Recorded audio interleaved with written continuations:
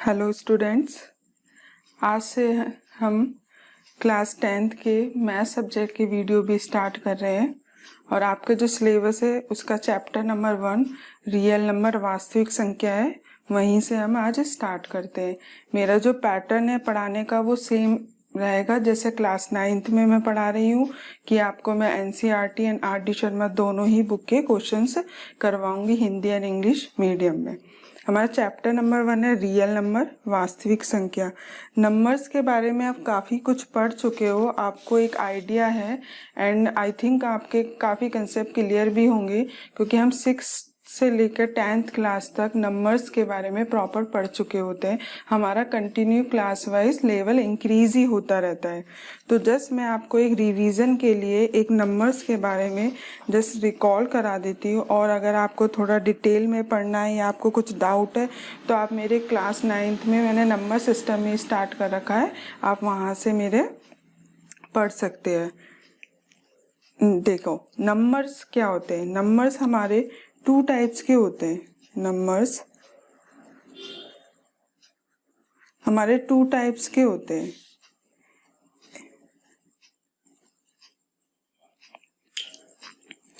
Real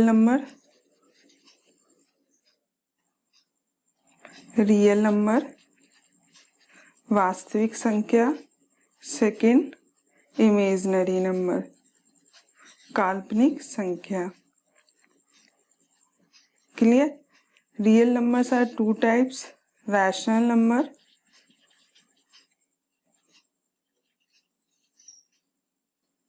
परिमेय संख्या, second is irrational number अपरिमेय संख्या। Number rational numbers are those numbers which are represented in the form of p upon q, and irrational numbers are those numbers which are not represented in the form of p upon q. For example, √2, √3, √5 all जो roots वाले numbers होते हैं वो सारे हमारे irrational number होते हैं, अपरिमेय संख्या होती है। परिमेय संख्या वो होती है जिनको हम p अपॉन q की फॉर्म में लिख सकते हैं और अपरिमेय संख्या वो होती है जिनको हम p अपॉन q की फॉर्म में नहीं लिख सकते। अब जो हमारे परिमेय संख्या होती है उसमें कौन कौन से नंबर्स आ जाते हैं? हमारे नेचुरल नंबर, प्राकृत संख्या है। ऐसे नंबर जो हमारे 1 से स्टार्ट होते हैं और इन्फिनिटी तक चलते हैं वो हमारे प्राकृत संख्याएं कहलाती हैं। होल नंबर, ऐसे नंबर जो हमारे 0 से स्टार्ट होते हैं और इन्फिनिटी तक चलते हैं ऐसे नंबर हमारे होल नंबर या पूर्ण संख्या कहलाती है। नेक्स्ट इंटीजर्स, पूर्णांक। इसमें हमारे धनात्मक एंड ऋणात्मक दोनों ही पूर्णांक होते हैं जो 0 से इन्फिनिटी तक चलते हैं एंड इनका जो नेगेटिव नंबर्स मतलब माइनस इन्फिनिटी तक -1 -2 अप टू माइनस इन्फिनिटी तक जो नंबर्स होते हैं वो हमारे ऋणात्मक पूर्णांक कहलाते हैं, ये हमारे इंटीजर्स होते हैं। इसी में हमारे आते हैं फ्रैक्शंस, भिन्न वाले नंबर्स भी परिमेय संख्या में आते हैं। देन डेसिमल्स, दशमलव वाले नंबर्स भी हमारे इसी में आते हैं। क्लियर हो गया? अब हम इस चैप्टर में वास्तविक संख्या यानी रियल नंबर्स के बारे में पढ़ेंगे, उससे रिलेटेड कुछ एल्गोरिदम, कुछ थ्योरम्स पढ़ेंगे एंड उसकी रिलेटेड एप्लीकेशन पढ़ेंगे। अब हमने जस्ट तो फर्स्ट हमारा टॉपिक है यूक्लिड्स डिवीजन लेमा। यूक्लिड एक मैथमेटिशियन है एंड डिवीजन इस भाग को, एंड लेमा एक लेमा का मतलब होता है एक प्रूफ स्टेटमेंट जिसके थ्रू हम एक नेक्स्ट स्टेटमेंट को प्रूव करते हैं। समझ आ गया इस पूरे का मतलब क्या होता है कि भाई यूक्लिड एक मैथमेटिशियन का नेम है एंड लेमा एक हमारा एक प्रूफ स्टेटमेंट होता है जिसके थ्रू हम नेक्स्ट स्टेटमेंट को प्रूव करते हैं। बेसिकली ये एक रीस्टेटमेंट है, लॉन्ग डिवीजन मेथड होता है डिवाइड करने का, जस्ट और कुछ भी नहीं। देखो अब हम डिवीजन पढ़ते हैं, हमने सबने छोटी क्लासों से हम डिवीजन पढ़ते आ रहे हैं। डिवीजन में क्या होता है, जैसे ये हुआ, जैसे मैं 10/3 कर रही हूँ, एक मैंने एग्जाम्पल लिया। क्लियर? मैं एक एग्जाम्पल ले रही हूँ 10/3 का, तो यहाँ पे मैंने यहाँ 10 लिखा, यहाँ पे मैं 3 लिख रही हूँ, 3 3 ज़ा 9 हो गया एंड ये 1 हो गया। तो मेरा ये क्या कहलाता है, ये मेरा डिवीज़र होता है, भाजक। ये मेरा क्या होता है, डिविडेंड, भाज्य। ये क्या होता है, क्वोशिएंट, भागफल।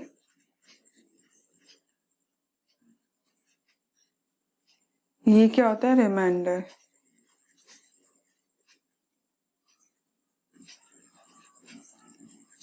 शेषफल। क्लियर हो गया। हम ऐसे, ये एक तरह से हमारा ट्रेडिशनल मेथड है भाग निकालने का, डिवीजन करने का। इसको हम लॉन्ग डिवीजन मेथड कहते हैं। अब हमारा जो रिमाइंडर शेषफल होता है वो कभी भी डिवीजर भाजक से बड़ा नहीं होना चाहिए। अगर वो हमारा बड़ा है तो वो क्वोशिएंट जाएगा, क्वोशिएंट मतलब उसका नेक्स्ट भागफल हमको करना पड़ेगा। समझ आ गया। रिमाइंडर हमेशा डिवीजर से छोटा होना चाहिए और 0 से बड़ा होना चाहिए। ये अब इससे हमारा क्या फॉर्मूला निकलता है, dividend equals to divisor multiply quotient plus का रिमाइंडर। ये निकला हमारा यहाँ से, ये हमारा रिलेशन निकला है कि इन दोनों का मल्टीप्लाई प्लस रिमाइंडर शेषफल को कर दो। तो भाज्य भाजक गुणा भागफल प्लस शेषफल, यही होता है, यही हमने पढ़ा है। क्लियर हो गया यहाँ तक।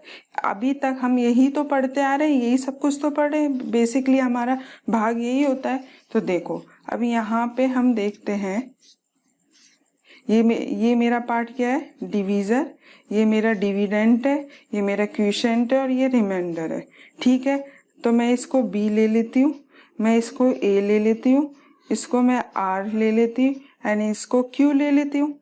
ये मेरा divisor, dividend, quotient and remainder. तो मैंने अभी जो फॉर्मूला बेसिकली जो बेसिक फॉर्मूला लिखा था उसमें मैंने यही तो लिखा है कि ए इक्वल्स टू इन दोनों का multiply b q plus r. यही तो मैंने जो बेसिक अभी आपको डिवीजन लॉन्ग डिवीजन मेथड बताया था उसमें मैं यही तो करते आई थी। और सेम यही हमारा यूक्लिड्स डिवीजन लेमा भी हमें यही बात बता रहा है कि let a and b any two positive integers, हमारे पास ए एंड बी कोई भी दो धनात्मक पूर्णांक संख्या है, then there exists unique integers q and r and हमारे पास एक अलग से q एंड r पूर्णांक भी है। तो इनके बीच में ये रिलेशन होता है और मैंने आपको बता दिया कि ये रिलेशन कैसे आया है। एक जो हम डिवीजन का लॉन्ग डिवीजन मेथड करते हैं ये वहीं से आया है। क्लियर हो गया। जैसे यह एक रीस्टेटमेंट है और कुछ भी नहीं। जो नॉर्मल हम एक ट्रेडिशनल मेथड से डिवीजन करते आ रहे हैं ये वही है, उसको हमने एक फॉर्मूले या एक थ्योरम के रूप में, एक लेमा के रूप में हमने उसको रिप्रेजेंट कर दिया। अब नेक्स्ट इसी बेस पे अगर हम इसको लेमा को यूजिंग हम क्वेश्चंस करेंगे नेक्स्ट, तो आपको और क्लियर होगा। नेक्स्ट हम क्वेश्चंस पे आते हैं। show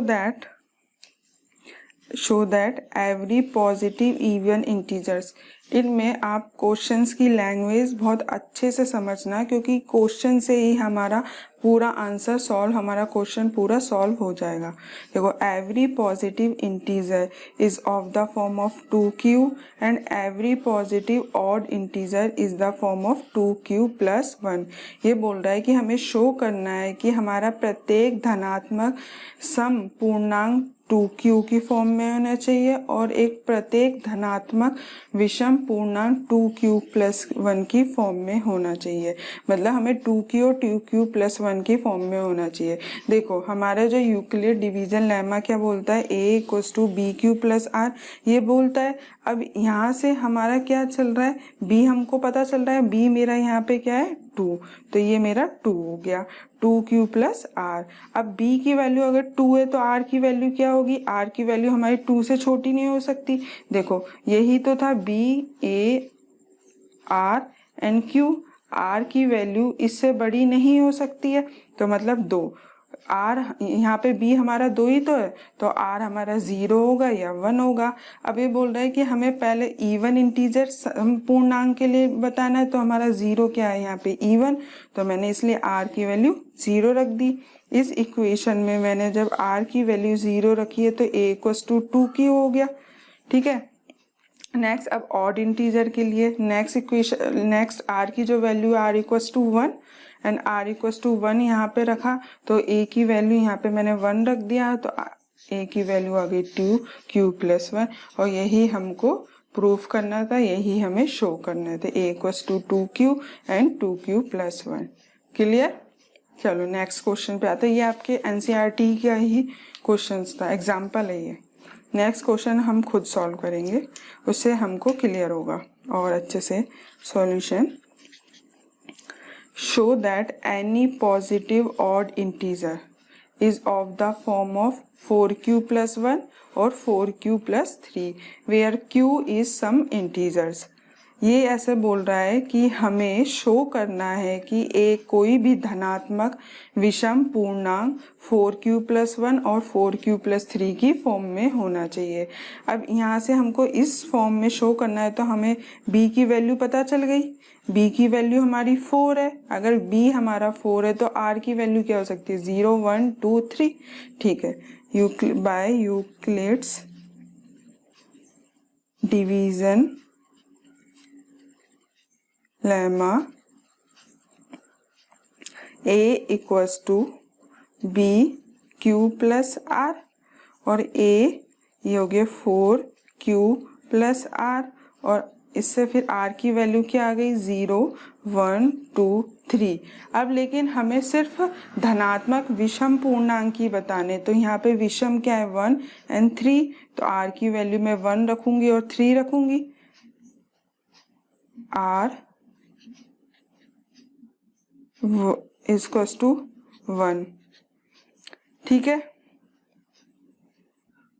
r की वैल्यू मैंने 1 रख दी इस वाली इक्वेशन में, तो a equals to 4q plus 1, यही हमको प्रूफ करना था। अब मैं r की वैल्यू 3 रख देती हूँ, तो क्या हुआ a equals to 4q plus 3। ये मेरा, ये दोनों मेरे धनात्मक पूर्णांक, धनात्मक विषम पूर्णांक के लिए है, r इक्वल्स टू 1 और r इक्वल्स टू 3 पे यही दो चीज मुझे प्रूफ करवाना था। क्वेश्चन में मुझे यही बात पूछी गई थी, शो करना था, यही क्लियर हो गया। ये भी हमारा एनसीईआरटी बुक का ही क्वेश्चन है। नेक्स्ट आते हैं, अब थोड़ा पैटर्न चेंज हो गया क्वेश्चन का। वो दोनों पैटर्न जो मैंने अभी प्रीवियस क्वेश्चंस करवाए दोनों वो इजी थे, उसमें हमें सिर्फ ऑड एंड इवन का ही बता रखा था। अब थोड़ा नेक्स्ट लेवल पे आते हैं। Show that square of any positive integers is of the form 3m and 3m plus 1। हमें शो करना है कि कोई भी हमारा धनात्मक पूर्णांक का जो वर्ग होता है, स्क्वायर होता है, वो 3m एंड 3m प्लस 1 की फॉर्म में होगा। मतलब ये हमको शो करना है। तो फर्स्ट हमारा यहाँ पे b की वैल्यू क्या आ गई 3 एंड 3, b की वैल्यू 3 आ गई यहाँ से। अगर b की वैल्यू अगर 3 है तो r की वैल्यू क्या हो जाएगी 0 1 2। अब यहाँ क्वेश्चन में तो एनी पॉजिटिव इंटीजर, कोई भी धनात्मक पूर्णांक हो गया तो हमें 0 1 2 तीनों ही लेके चलना है। अगर ऑड या इवन, सम या विषम बोलता तो हम अलग स्पेसिफाई कर दिया जाता, तो हम एक पर्टिकुलर वैल्यू लेते, बट यहाँ पे तीनों ही लेके चलना है हमें। तो हम फर्स्ट, अब मैंने यहाँ पे r की वैल्यू 0 रख दी, 1 रख दी एंड 2 रख दी, तो मेरा 3q आया, 3q प्लस 1 आया और 3q प्लस 2 आ गया। अब हमें लेकिन ये हमें शो करना है इनका स्क्वायर 3m+1 की फॉर्म में होना चाहिए। तो मैंने फर्स्ट केस लिया a=3q ले लिया, बोथ साइड मैंने यहाँ पे स्क्वायर कर दिया, तो ये 3q हो गया, और इस पूरे टर्म को मैंने m ले लिया, तो ये मेरा हो गया 3m हो गया। क्लियर हो गया, यही हमको प्रूफ करना था। अब केस सेकेंड में मैं 3q+1 लेती हूँ। अब a=3q+1, अब बोथ साइड मैंने यहाँ पे भी स्क्वायर कर दिया क्योंकि मुझे स्क्वायर ही वर्ग ही शो करना है, तो a² ले लिया। 3q+1 का होल स्क्वायर, a+b का होल स्क्वायर क्या होता है, a² + 2ab+b²। सेम यही फॉर्मूले से मैंने इसको सॉल्व किया, 9q², 3q का क्योंकि होल स्क्वायर क्या है, फिर 3q × 2 6q+1। अब यहाँ पे मैंने इस पूरे में 3q कॉमन ले लिया क्योंकि मुझे इस फॉर्म में लेके आना है, इसलिए मैं ये सब कर रही हूँ। तो 3q यहाँ से कॉमन लिया, इसमें से मैंने 3, तो यहाँ बचा 3q, इसमें से लिया तो 2 बचा। पता है ना 3q कॉमन का मतलब क्या होता है, एक तरह से डिवाइड होना। तो 3q हुआ, तो 3 जा और 1q से 1q गया, तो बचा 3q। ऐसे 6q/3q, q से q कैंसिल, 3 2 जा 6, ये 2 टाइम्स हो गया, ये हो गया। अब मैंने इस पूरे पार्ट को अपना m मान लिया और 3m+1, यही हमको शो करना था कि हमें 3m+1 लाना है। क्लियर हो गया। नेक्स्ट, अब मैं इसे एक ये भी ले लेती हूँ, एक ये भी तो बचा है 3q+2, ये वाला केस भी ले लेती हूँ और इसको भी शो कर देती हूँ। तो इसमें भी मैंने दोनों a=3q+2 लिया, दोनों साइड मैंने स्क्वायर कर दिया, और a+b का होल स्क्वायर, अभी मैंने बताया a+b का होल स्क्वायर, उससे मैंने इसको सॉल्व कर दिया। लेकिन हमें 3m+1 की फॉर्म में लाना है, ठीक है। अब यहाँ पे 9 नहीं है, 12 है, बट 4 9 12 से कहीं कॉमन नहीं जाता, इसलिए मैंने इसको जस्ट टुकड़े कर लिए। 3+1 ये मैंने सेम लिया और ये मैंने इसको सॉल्व कर दिया, बस ये लेट सपोज कर लिया, इसकी वैल्यू को मैंने पुट कर दिया। क्लियर हो गया, यही हमको करना था क्वेश्चन में, यही हमको शो करना था। चलो नेक्स्ट आते हैं, नेक्स्ट क्वेश्चन करते हैं। Show that the square of an odd integer is of the form 4q+1 for some integer. हमें ये प्रूफ शो करना है कि एक जो हमारा विषम पूर्णांक का जो स्क्वायर होता है वो 4q+1 की फॉर्म में होना है, ये हमको शो करना है। अगर यहाँ पे ये स्क्वायर है 4, तो हम यहाँ पे b की वैल्यू क्या होगी 2, क्योंकि जब तो स्क्वायर में 4 आएगा, तो लेमा हो गया Euclid's division lemma. a=bq + r, तो a ये मेरा 2q + r, इसको मैं m लेके चलती हूँ क्योंकि फिर कंफ्यूज हो जाएगा, प्लस r। तो इससे फिर मेरी r की वैल्यू क्या आ जाएगी 0 और 1, लेकिन वो मुझे ऑड इंटीजर के लिए बोल रहा है, तो मैं r की वैल्यू बस 1 ही लूँगी। a=2m+1। अब वो बोल रहा है हमको स्क्वायर विषम पूर्णांक का स्क्वायर लेना है, तो मैंने बोथ साइड स्क्वायर कर दिया, a² 2m+1 का स्क्वायर और a+b का होल स्क्वायर का भी फॉर्मूला बताया मैंने, a² + 2ab+b²। तो मैंने a² इसका स्क्वायर किया 2m² + 2ab 2 × 2m+1 + 1 का स्क्वायर, तो 2m² 4m², ये 2 × 2 कितना हो गया 4m + 1 हो गया। अब मैं यहाँ से 4 कॉमन ले लेती हूँ, ये मेरा हो गया m² + m और ये हो गया +1। तो अब इसको मैंने q मान लिया 4q + 1, यहाँ पे m² + m को मैंने q ले लिया और यही हमको शो करना था। ये देखो 4q + 1 यही हमको शो करना है। क्लियर हो गया। ये आपके RD शर्मा का क्वेश्चन था, ये मुझे अच्छा सा लगा इसलिए मैंने आपको ले लिया, जिससे आपके प्रैक्टिस हो जाएगी। अब नेक्स्ट क्वेश्चन पे आते हैं। ज़्यादा से ज़्यादा क्वेश्चंस करेंगे तो ये आपको क्लियर हो जाएगा, आपको अच्छे से और समझ में आने लग जाएगा। क्वेश्चन कम करने से हमको चीज़ें कम समझ में आती है, जैसे क्योंकि प्रैक्टिस कम होती है ना। Next question, show that n square minus 1 is divisible by 8 if n is an odd positive integer. ठीक है, ये हमें करना है कि जो n स्क्वायर माइनस 1 है वो 8 से डिवाइड है अगर n हमारा एक ऑड पॉजिटिव इंटीजर है। तो मैं अगर मेरा n ऑड पॉजिटिव इंटीजर है, मतलब धनात्मक विषम पूर्णांक है, और वो 8 से डिवाइड होना चाहिए जब हम उसका स्क्वायर करें, क्योंकि यहाँ स्क्वायर आ रहा है तो हम b की वैल्यू 4 ले लेते हैं, क्योंकि 2 लेने पे स्क्वायर करेंगे तो 4 आता है, लेकिन 4 का स्क्वायर करेंगे तो 16 आ जाएगा, जो 8 में आता ही है। इसलिए मैंने n की value n 4q plus r, इसको मैं ऐसे लिख सकती हूँ ना, क्योंकि a b से कोई फर्क थोड़ी है, जो वेरिएबल हम यूज लेने चाहिए होता है क्वेश्चन में, क्वेश्चन की डिमांड के अकॉर्डिंग हम ले सकते हैं।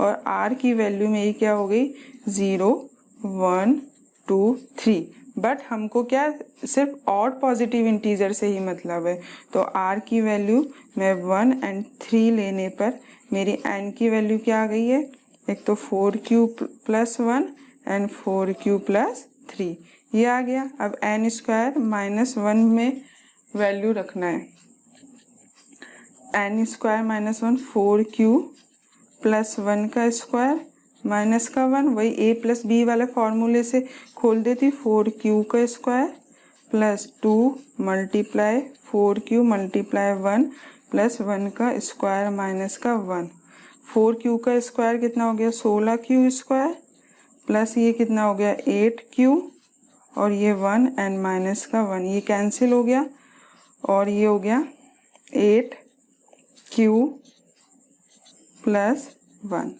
अब यहाँ पे 8 आ गया, और ये 8 ही तो हम डिविजल हो गया, मतलब हमको 8 से यही n स्क्वायर 1 की यही तो फॉर्म निकालनी है जो 8 से हमारा डिवाइड हो, और यहाँ 8 जो मल्टीप्लाई में तो वो ऑब्वियस है कि डिविजल भी होगा। नेक्स्ट, अब मैं 4q प्लस 3 से लेती हूँ, n स्क्वायर माइनस 1 में 4q प्लस 3 की वैल्यू रखती हूँ, 4q प्लस 3 का स्क्वायर, ये हो गया माइनस का 1, इसको a प्लस b के होल स्क्वायर से इसको खोल देती हूँ। नेक्स्ट, तो ये 4q का square plus 2ab 2 into 4q into 3 और प्लस 3 का स्क्वायर माइनस का 1, 4q का स्क्वायर कितना हो गया 16q स्क्वायर, 6 चौक 24q, ये 9 माइनस का 1 और 16q स्क्वायर 64q, और 9 माइनस 1 कितना हो गया हमारा 8। अब मैं 8 कॉमन ले लेती हूँ पूरे में, क्योंकि q स्क्वायर एंड प्लस 1, अब वही 8 मल्टीप्लाई में आ रहा है, तो मतलब 8 से हमारा ये पूरा डिवाइड होगा n स्क्वायर माइनस 1, और यही हमको शो करना है कि n स्क्वायर माइनस 1 है वो हमारा 8 से पूरा डिवाइड हो। क्लियर हो गया। अब नेक्स्ट क्वेश्चन पे आते हैं।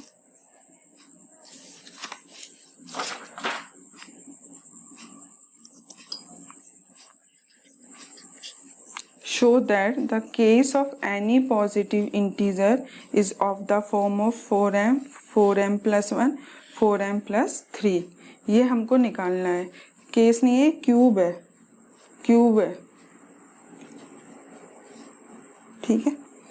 हमें ये कि कोई भी दो धनात्मक पूर्णांक का क्यूब घन 4m प्लस 1 4m प्लस 3 की फॉर्म में होना चाहिए। हमने स्क्वायर पढ़ा था ना, कि स्क्वायर की एक हमने क्वेश्चन ऐसा करा था ना कि square of any positive integer इस फॉर्म में होना चाहिए। ऐसे क्यूब है, जहाँ पे हम स्क्वायर कर रहे थे वहां से हम क्यूब कर लेते हैं।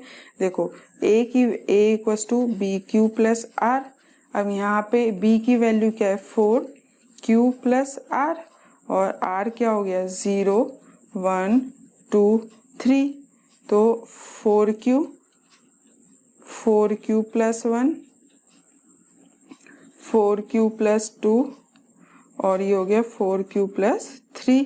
अब हमको क्यूब निकालना है तो ए क्यूब कर देती हूँ, 4 क्यूब हो गया। ठीक, ये कितना हो गया 4। इसको मैं ऐसे लिख सकती हूँ, ठीक है। और जो मैंने 16 क्यूब को m ले लिया तो ये हो गया 4m। यही हमको शो करना है 4m। Next 4 cube plus 1 a equals to 4 cube plus 1 लिया मैंने और मैंने इसको बोथ साइड क्यूब कर दिया, a क्यूब 4 क्यूब प्लस 1 का क्यूब।